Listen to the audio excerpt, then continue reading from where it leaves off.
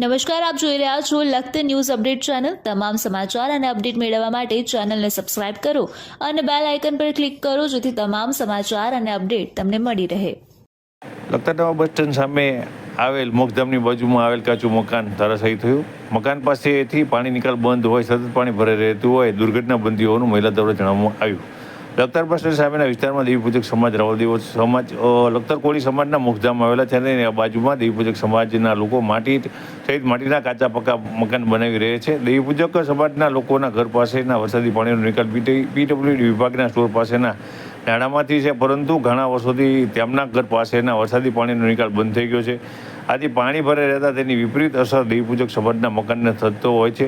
ત્યારે લખતર તાલુકામાં છેલ્લા 2 દિવસથી વરસી રહેલ વરસાદના કારણે મુક્તમ પાસે આવેલ સંજયભાઈ જયસિંહભાઈ જખવાડિયા દેવીપૂજકનું ઘર ભારે વરસાદના કારણે ધરાશાયી થયું હતું। સંજયભાઈ પોતે 2 પુત્રી અને 1 પુત્ર ધરાવે છે। ત્યારે હાલમાં આ જે તે મકાન છે તેની દિવાલો પડી જતા તેમની બાજુની અંદર તેમને રહેવાયું મકાન